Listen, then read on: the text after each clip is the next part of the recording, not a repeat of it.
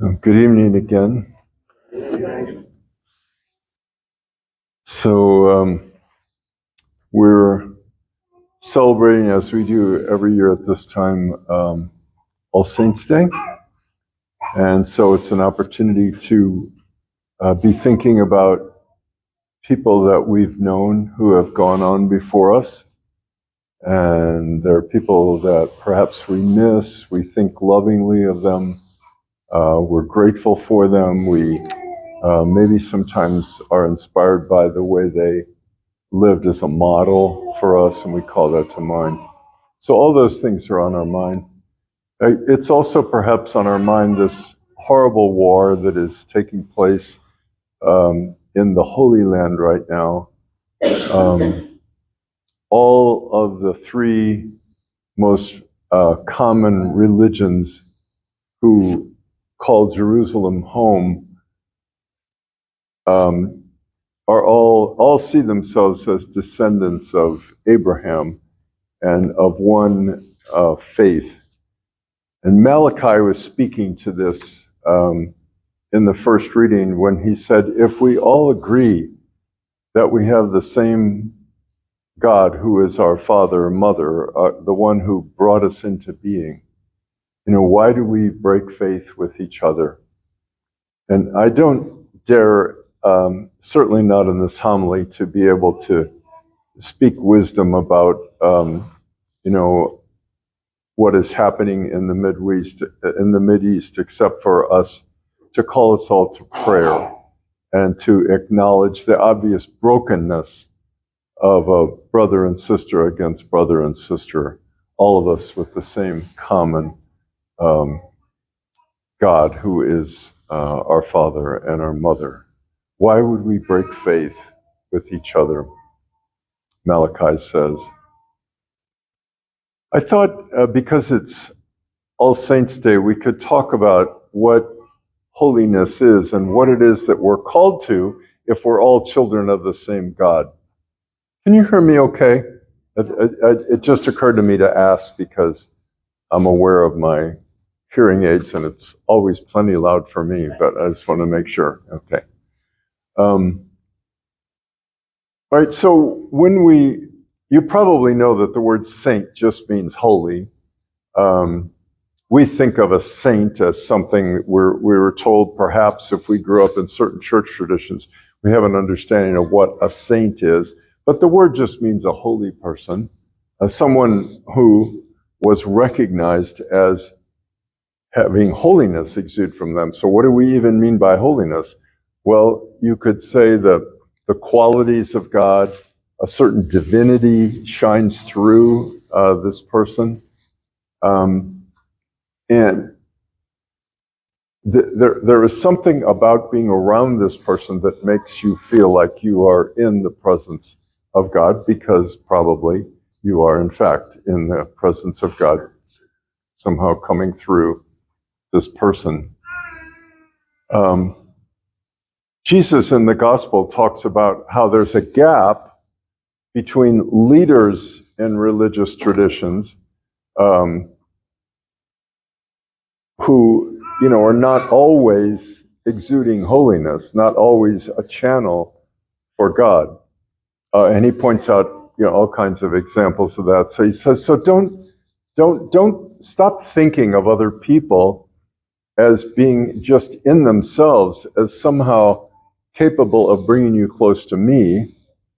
But he can't mean that in a radical way, like no person could possibly bring you into touch with God, because we all know that that's not true. We know people who do bring us close to God. But we also know that a lot of people don't. And so Jesus is just saying there's a difference here. So why don't we just all recognize that we're all in the same place and only God is God. Only God is God. And if we are able to exude any kind of holiness and draw people to ultimate goodness or ultimate truth or ultimate beauty or to love itself, anything that we're able to do is coming from God and is somehow coming through us. Paul, in the second reading, is talking to the Thessalonians, and he says, I was there to preach the gospel, but maybe more importantly, I want to remind you that I shared my very self. Now, if he was sharing his ego, you just walk away saying he's a jerk. And Paul did have a pretty strong ego, so maybe there were times when people said that. But I'm trusting in this particular passage that he's being sincere and he's being genuine. And he's saying, you saw me as one who was working as hard as I could to be able to give to you everything I could, to share what's going on in my life, to be that open. And in that, you were able to see God. Now, that's where I'd like to focus for a moment before concluding. I just want to remind us of what holiness is and how accessible it is to all of us. And it's not a word we use a lot, so you might yawn and say, well, who wants to be holy anyway? Well, I guess let's call it something else. Let's call it deeply at peace, deeply alive with God, experiencing our life on the highest level.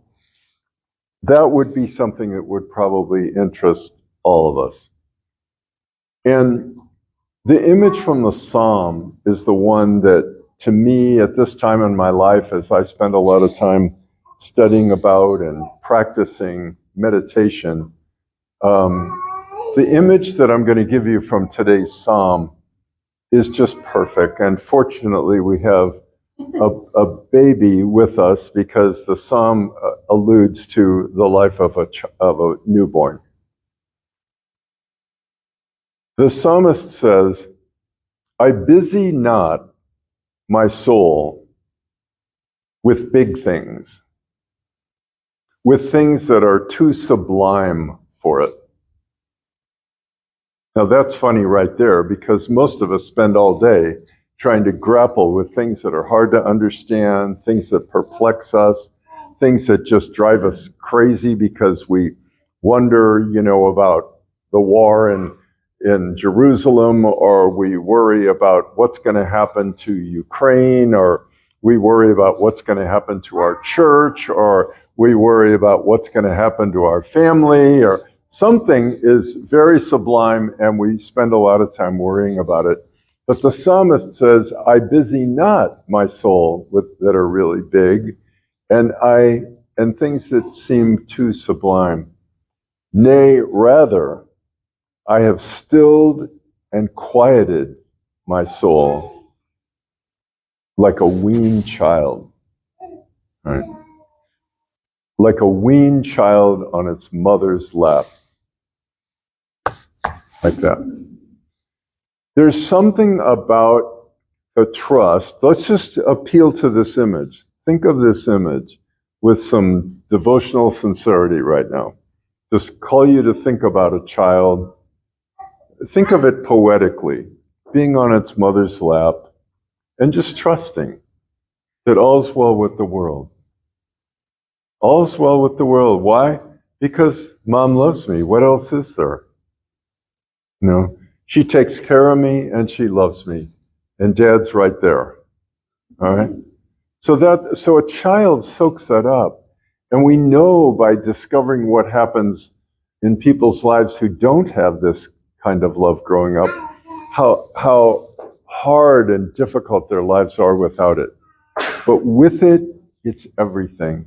It's a place we can go to at any time in our lives, deep down inside ourselves, and know that peace that we experienced, that we were first given when we were born. And the psalmist, centuries before Jesus, is telling this truth about just rest in God. Just rest in God, you'll know everything you need to know, and then you can go out. We sometimes think of Jesus, those of us in the Christian tradition, we think of Jesus the way we were taught, and perhaps think that Jesus is some kind of an anomaly, that he wasn't just a human, but he was a human and God, at the same time. We try to put those two together, like, how is that happening? And then, of course, the assumption is that's not happening with us. But now I think we're beginning to understand how that really was a mistake, that we started thinking of it that way. It's because we perhaps were theologizing on something that wasn't a basic human experience that we could have been theologizing on.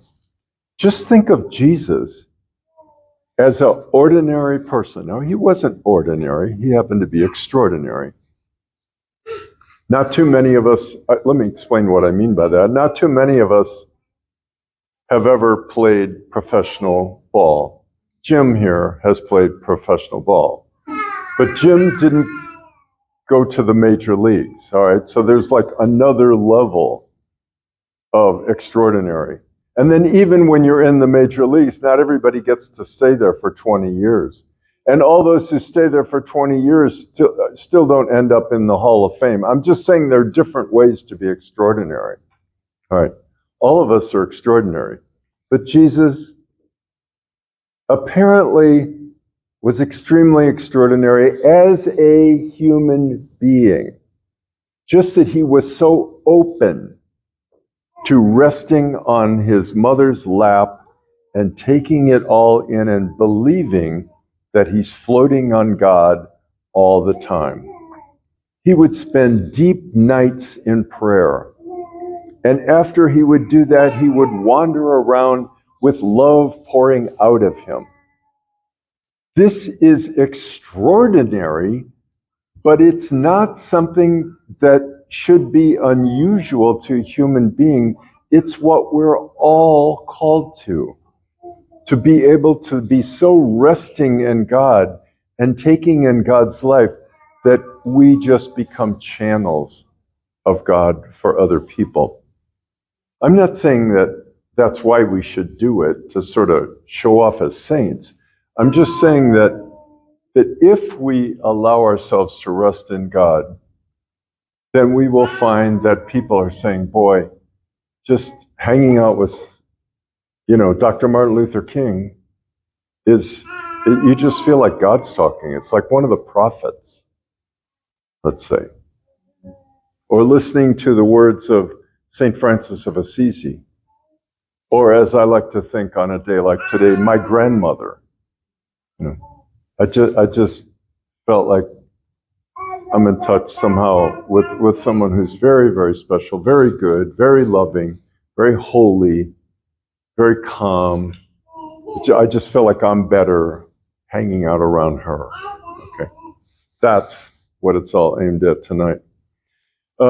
So I'm going to stop talking and invite you in a moment. I think Maggie may be able to explain this in a little bit more detail, but there's a practice that we're going to do here at the offertory that allows us to include other people in our lives who, being close to, brought us into the realm of the holy, and we just know that on some level. This person was really, really special, and so we want to remember them, and we want to be grateful for them. Amen.